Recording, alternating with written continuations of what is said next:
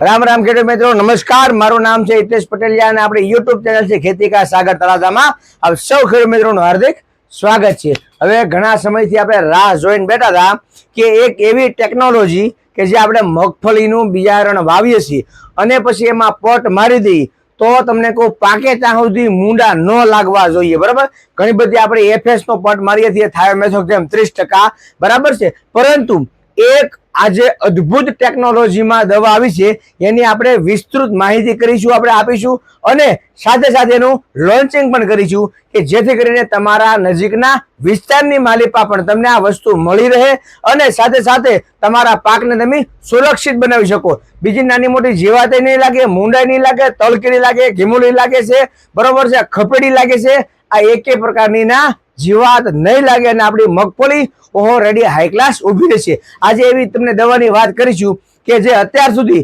German company, જે બાયર company હતી, એની પર રાજ કરતી હતી અને આજે ભારતની એક કંપનીએ ગૌરવશાળી કામ કર્યું છે અને બાયરની કંપનીની સાથે ખભે ખભો મિલાવીને ભારતની કંપની પણ દુનિયાની માલિપા ડંકો વગાડવા માટે તૈયાર છે। તો આ ચાલો આપણે એ પ્રોડક્ટને તમને બતાવીએ। આવો હરિદાદા કંકુ બંકુ નાખી અને એ પ્રોડક્ટનું આપણે લોન્ચિંગ કરીએ કે જેથી કરીને ભારતના ખેડૂતોને એ વિશે ખ્યાલ આવે। દાદા કંકુ નાખો, ચાલો। ओम विश्वेश्वराय वरदाय सर्वपिताय जगच्चिताय लंबोदराय नागाननाय यज्ञ विभूषिताय गौरी सुताय गणनाथ नमो नमस्ते वक्रतुंड महाकाय सूर्यकोटि समप्रभ निर्विघ्नं कुरु देव सर्व कार्येषु सर्वदा। ओम त्र्यंबकं यं यजामहे सुगंधिं पुष्टिवर्धनं कुर्वारुपमेव वन्दनारं चोर मोक्ष महामृदाम। ओम ह्रीं क्लीं ह्रीं चामुंडा विचे नमो स्वाहा।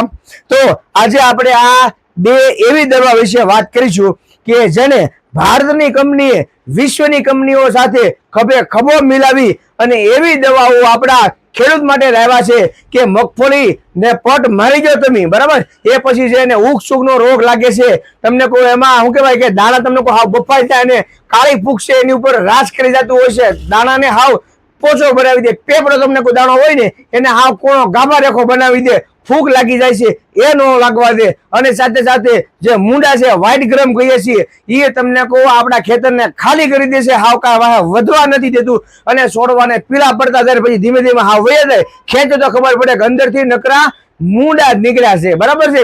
તો આ વસ્તુને તમે પટ મારી ગયો પછી તમને એમાં ના નો ફૂગ લાગવાનું કોઈ હોય એ બધો પ્રશ્ન સોલ્વ થઈ જાય કે મૂંડા લાગે છે, તલકીડી લાગે છે, ઘીમોળી લાગે છે, ખપેડી લાગે છે, એ જે કાંઈ લાગતું હોય કોઈ વસ્તુના દાણો પછી ખાવા પણ રે નહીં એને, બરોબર। તો આ જે કવર કોમ્બો છે એની અંદર બે દવા નીકળશે, કેટલી? બે દવા નીકળશે, બરાબર છે। એક છે કુંડળ, કઈ આવશે આ? એક છે કુંડળ, જેમાં કાર્બોક્સિન 17.5% અને થાયરમ 17.5%, બરોબર। એફ અત્યાર સુધી આપણે જે કઈ દવા વાપરી એ એફએસ મોડમાં હતી, બરાબર, ટેકનોલોજીની મેં વાત કરી ને, આ એફ મોડમાં છે એટલે કે દાણાને બહુ વ્યવસ્થિત રીતે દવા લાગી જશે અને ઉગવામાં પણ કોઈ પણ પ્રકારની તકલીફ થશે નહીં અને આ છે તમને કહો આપણું ફંગીસાઇડ, ફૂગનાશક, સિસ્ટેમિક અને કોન્ટેક્ટ બંને રીતે ફંગીસાઇડ આપણે આવે છે। ઘણી વખત ઘણા બધા આપણે એવા ફંગીસાઇડો આવતા જે કોન્ટેક્ટ ફંગીસાઇડ હતા અથવા તો સિસ્ટેમિક ફંગીસાઇડ હતા। આ એવી એક પ્રોડક્ટ છે કે જે કોન્ટેક્ટ અને સિસ્ટેમિક બંને રીતે ફંગીસાઇડ છે, બરાબર છે। અને બીજું આવશે તમને કહું કુંડળ કવચ, બરાબર, એટલે કે કવચ અને કુંડળની જોડી છે। આમાં આવશે ઇમિડાક્લોપ્રિડ 48% એફએસ મોડમાં, કેટલા?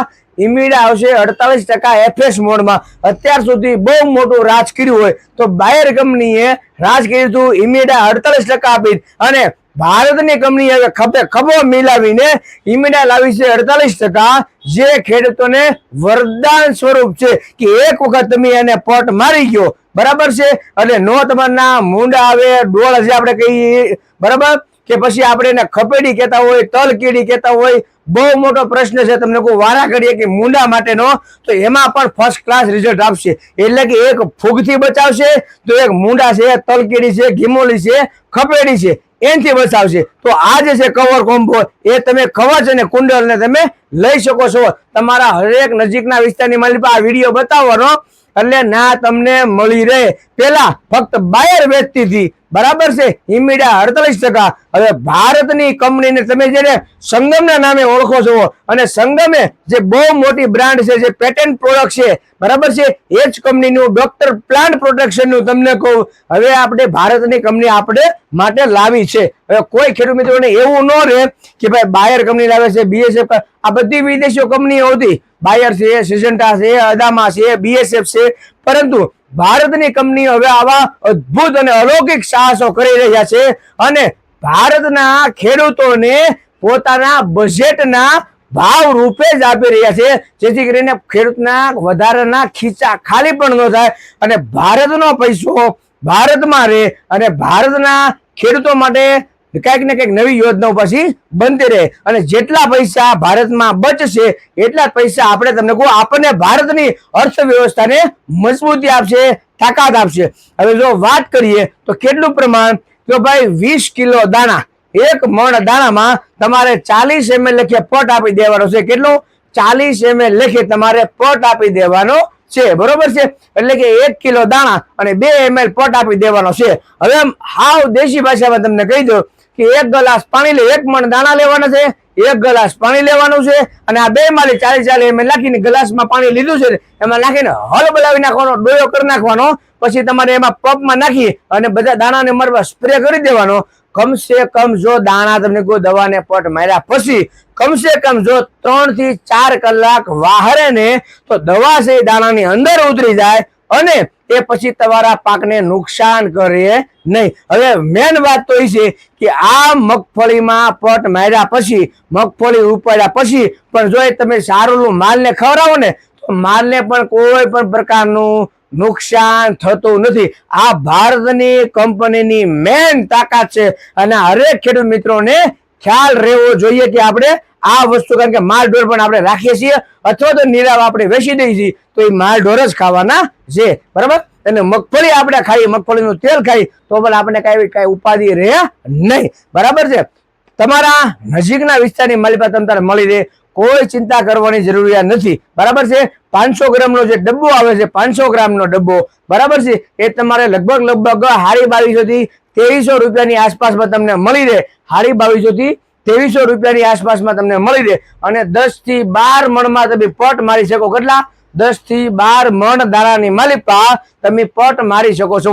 ખાસ ખેડૂત મિત્રો, મારી તમને નમ્ર અપીલ એવી છે કે તમને ખબર હોય કે આજ વાવણી થઈ ગઈ છે, વાલોજી વરહી ગયો છે, બારે મેઘ ખાંગા થઈ ગયા છે અને નવખંડ ધરતી લીલી થઈ ગઈ છે, બરાબર છે, ત્યારે તમારે એને રાત્રે પટ મારી દેવાનો અને સવારે દાણા વાવી આવવાના. આપણને એટલી તો ખ્યાલ જ હોય કે આજ વાવણી થઈ ગઈ છે અને તેરી કે દાણા વાવવાના નથી, બીજે દિવસે આપણે દાણા વાવવાના થાય છે. કોક જમીનમાં બીજે દિવસે, કોક જમીનમાં ત્રીજે દિવસે, કોક જમીનમાં 4-5 દિવસે આપણે વાવેતર કરી શકીએ, પરંતુ પટ આપી દીધા પછી તમારે 8-10 દી કોઈ ચિંતા કરવાની જરૂરિયાત રહેતી નથી, બરાબર છે. પરંતુ હાવ એડવાન્સમાં નકરી ગરમી ફેંકતી હોય એવા સમયે પટ મારીને દાણાને મુકાય નહીં. વાવણી થઈ જાય, વરસાદ થઈ જાય પછી તમારે એને પટ મારી દેવાનો અને પટ માર્યા પછી દાણાને સેજ હવા ઉજાસ રહે ને એવી જગ્યાએ રાખવાનું. માનો કે તમારે વરસાદ સતત ચાલુ છે તો દાણાને રાત્રે પટ મારી અને ગમે સારા એવા કંટાના કટ્ટામાં ભરી લેવાનું, એટલે એમાં હવા ઉજાસ રહે, છોકરાને આપણે બચાવી શકીએ. અને રાત્રે પટ મારવાનું એટલા માટે કહી છીએ ખેડૂત મિત્રો કે આને છોકરા બોકરા હોઈ જાય, વાળું કરી લીધા હોય પછી પટ મારીને તમને કહો આપણે એને શું કહેવાય કે ઓહરીમાં કે એવી જગ્યાએ મૂકી રાખીએ આપણે અને ઉપર પંખો ફરતો હોય, બરોબર છે, તો દાણા વાહરી જાય અને જે 2-4 કલાક કહી છે તો એને 5-7 કલાકે મળી જાય અને હાઈ ક્લાસ તમારા દાણાને પટ લાગી જાય છે, બરાબર છે.